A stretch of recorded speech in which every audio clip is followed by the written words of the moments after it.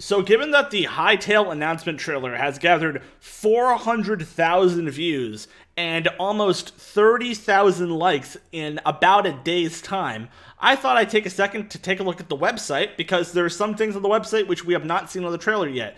Hey guys, what's going on? Tenebris here. Welcome back to the channel. So today we're going to be taking a look at Hytale's website, and that's because there's some things on the website which have not really been shown in the announcement trailer, and it can give us some kind of hints about what the game actually is and like how it functions and stuff, and there's some like leaks and cool stuff I want to show you guys. Now, of course, I'll link everything in the description. The first thing that everyone's wondering is, how much will Hytale cost? Well, I'm actually going to be making a video on this later on. I'm not 100% sure. It might go up sometime later this weekend or something. But essentially, I personally want the game to be free, but people have different opinions about that. But I'm going to be talking about that case, in my next video.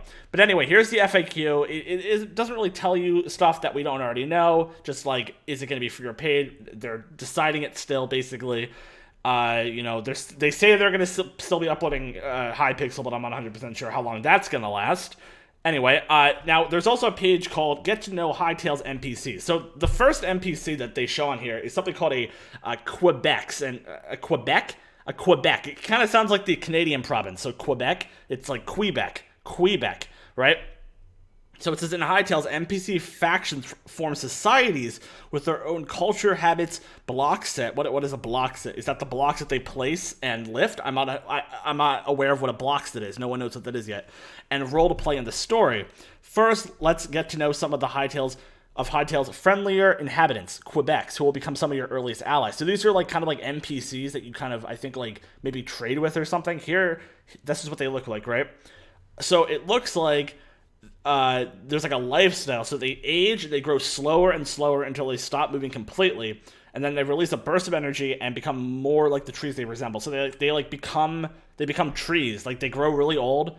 They get slower and slower, and then they become a tree, and then they create seedlings, and then these seedlings are apparently raised by the tree singers. So this is a very interesting lore that's being built up right here. There's also twerks. That's a very strange twerks. That's a very strange word. These are the archetypes of the twerk for Emerald Grove, which I assume is a location. I'm not 100% sure if that's just like the overall map's name or that's a location. You can see there's the hunter, the sentry, the warrior, the shaman, the Sheftian and stuff. The hunter also has a wolf pet, but these are actually enemies. And it also says that the NPCs are modular, so all of these different classes are different types of twerks, apparently. Twerk. That's such a weird word. Also, there's animals, and in the trailer, if you remember in the trailer, you saw a wolf chasing a cat, I think. I'm not 100% sure. No, it was like a lion chasing a cat. I'm not 100% sure what it was. But basically, there was two animals going after each other. So that would be so cool if like there was actually like a hunting mechanic where like the animals would actually kill each other, and that would be that would be like really interesting. And you can see right here, it looks like that this lion right here, is this a lion? Yeah, it looks like a saber-tooth from up here. A saber-tooth is kind of stalking these, whatever this is, a deer? I don't know what that is exactly. Saber-tooth tigers. They hunt in packs, and they actually go after prey animals. So, and they can actually hunt you. Wait. If you want to hunt them yourself or just stay out of their way. Oh, you can hunt them yourself. Okay, interesting. Whether wild or domestic, we've tried to ensure that animals behave intuitively. Little chicks will follow a mother hen, for example, and grown chickens will jealously guard their eggs. Expect to get pecked if you steal one from a chicken that isn't familiar with you. If you create a safe environment for your chickens, a coop, for example, then you're more likely to be able to gather eggs without the fuss. Okay, so this is extremely good. I like the way that this looks. Very creative and stuff. And here are all the monsters and stuff. You can see these like kind of weird like creatures with two arms and stuff. Emerald Grove, and is that the same? Yeah, that's the same thing. Yeah, Emerald Grove, that's the same location. The dungeon boss is the Void Spider. So there's like, I assume at different locations there's different bosses. I don't know what this is, but that looks like very powerful. Here are some of the animations that come along with some of the animals that you'll see. So this is a cat, this is a pigeon, this is a sneck, and that's really cute. That's a young Quebec. That's very cute. That's a young Quebec. Secondly, we're going to be taking a look at the Hytale user interface. So you can see that it's very customizable. We saw this from the trailer, right? You can change everything about your character. And I'm not sure if this is going to be paid for or this is going to be something we're going to unlock. Probably a combination of both, I would assume. Here's the map. We've already looked at that. This is something we've not seen before, though. This is the inventory screen. So you can see that the inventory has 9 hotbar slots. So that's very similar to Minecraft, right? You have 1 through 9 on the bottom. But in addition to that, we also have extra slots in the inventory itself. I'm pretty sure, I think this is way more than what Minecraft can handle. You can also see that multiple items here are stacked, so there is a stacking system in place. I mean, that just makes sense to me. It's pretty intuitive. You can see that there's a helmet, a chest plate, gloves, and pants for armor, and then accessories, I think. Here you have a health bar. I don't know what this is. Mana, maybe? I'm not so sure about that. And also a workbench, and you can see there's swords, axes, shovels. I'm not sure what that is, and I'm not sure what that... A bow. But I'm not sure what this is. This might be a lumber axe or something. I don't know 100% what that is. Here's the crafting diagram concept. So I don't know exactly how you would go about crafting items, but this looks very interesting. It's definitely unique. Keep scrolling down, you can see some of the tooltip concepts. So I assume when you hover over an item in your inventory, you'll get a tooltip and it'll tell you like about the item and what it does. You can see that there's, common, rare, epic, and legendary weapons. So, common weapons are obviously common and legendary are obviously the best. Let's take a look at some of these. Fire sword. Enemies hit have a chance to be set on fire, and you can see the DPS, which is the damage per second. Of course, Demonic Axe has a very high DPS, and it says some of the damage you deal is reflected back at you. That's not necessarily a good thing, but it also says that it increases your damage for a limited amount of time. Okay, well, that's interesting.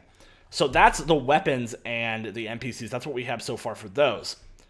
And for the user interface. But what we haven't looked at yet are these concept art pieces, right? Because there's some information there's screenshots here that we've not seen before, right? But this is very interesting, right? Some of these, but what we haven't really seen is the concept art, because this will show you a lot of the features in the game that have not been kind of showcased in the trailer. So we have altar verses. So maybe these are the different worlds that you can travel to. Maybe when you finish a world, like when you finish the RPG, adventure in a certain world, you're transported to another world. So you go from Dumdrazzle to Orbis to Nexus to Cardpack to Tourbillon or something.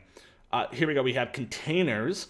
So you can see that these are different things that you can probably take stuff out of. So Rotten Barrel, Wood Case, Goblin Den, Mushrooms, Rubles. Rubles is probably like a gem. Stalactites are the things that come up from the top and the bottom.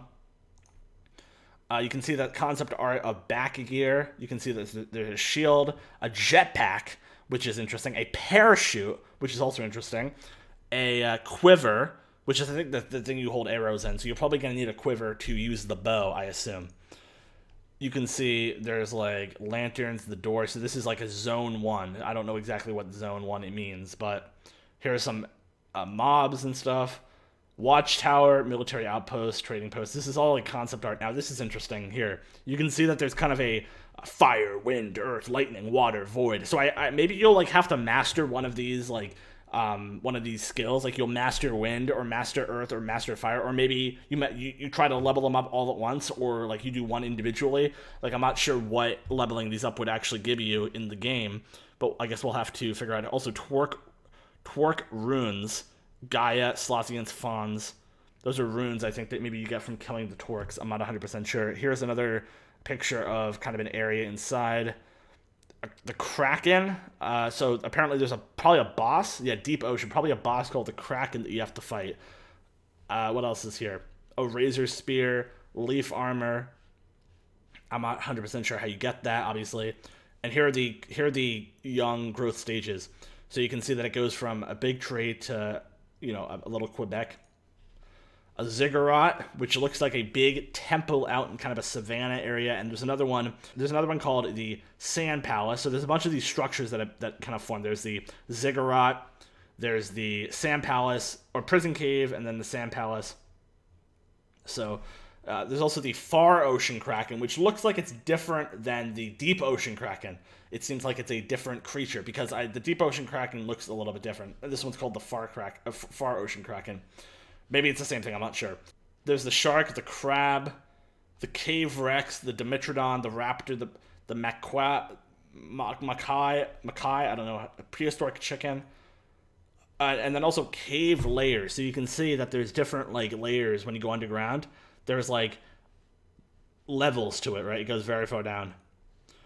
Here are the Void Eye, so that's another mob, I would assume. And here are some of the weapons that we can see right now. You can see you have the Twerk Chief Cleaver. Now, I'm not 100% sure like how you would get this. Maybe you get it from a drop. Ethereal Dagger, which looks like kind of like, I don't know. That looks pretty mystical. The Toothy Barbed Club. The Runed Runic Sword. And because it's ruined, maybe you could repair it. I'm not 100% sure. There's also staffs, and I think that that's what you use your mana for, and I think maybe you'll do more damage if you level up a certain, trait associated with the staff. Like, so, for example, let's say that the middle one is... This is just speculation, by the way. Let's say the middle one is a water staff. If you level up water and you use the water staff is going to have a greater area of effect, greater damage, whatever. We also have some daggers. So we have the copper dagger, the iron dagger, the thorium dagger, and the cobalt dagger. That gives you an idea of some of the different material types here. And there's other shapes as well, which is interesting. Like, can you change the shape of the dagger to do different damage? Like, I'm not 100% sure how that works. Also, we have 5 ponytails, one for each element. Representations of Gaia by other races. Quebec made. Quebec's carve effigies and pieces of wood that gather from ancient trees, giant statues, Gaia and the elemental essences. So I'm not 100% sure who Gaia is, but it looks like that she's holding whatever world this was, right? So it looks like Orbis, right? Because I think Gaia is holding Orbis, which makes sense, right? Because Gaia is like the earth god or whatever, or goddess. We also have some Skarax, Warrior, Broodmother, Egg Sacs, Larva. So basically all of these entities have very developed life cycles. So they kind of go between different stages for how long you've been in the game. Like, so of course, the Broodmother gives birth to the Egg Sacs and larva, then it becomes tank, worker, or locust, or warrior, or whatever. It's very interesting. It's very well done from what I've seen so far. Now, in terms of how much of this stuff is already implemented into the game, I'm not 100% sure. I assume most of it is. We also have some zone wizards, sand warriors. So these are different types of warriors in different areas, maybe. Dead adventurer, swamp undead, Praclatorian, Tessakairos, alternative colors, Tessakairos. I'm not sure who that is. Probably people you have to fight. Varian spawn sketches. I'm not sure who Varian is. The Void Dragon research. Oh boy. Environment and creatures. This is some of the concept art. The Outlanders. So, what exactly are the Outlanders? The Outlander pools. It looks like a purple liquid which exists, and someone goes in it. So they feel fine living in the snow up the frozen lands. Outlander village is a mixture of stone, wood, hay, and blue roofs. Being warriors, even the villagers have a few watchtowers around the main village. Local stores of water from resurrection wells has some uses in alchemy. So once well-maintained, the houses have started to succumb to corruption and decay. So there's decay that develops. So these are corrupted areas. Huh, okay. And here's some flowers. The magma flower, the cave plant, green flower. Here's an underwater plant. We got stone circles. So I assume some of these stone circles generate around the map. We have the frost, fire, sand, and earth. Here's a temple. Here's the different dungeons and stuff. A mana war is a water life. So these are water life concepts, and this is way better than anything Minecraft has made in the aquatic update. Holy crap! Mana war and moray eel and piranha. And here's the weapon research. So there's lots of different types of weapons, and these look like modifications of the same weapon. Like this looks like different, like very slightly different versions of the same weapon, right here.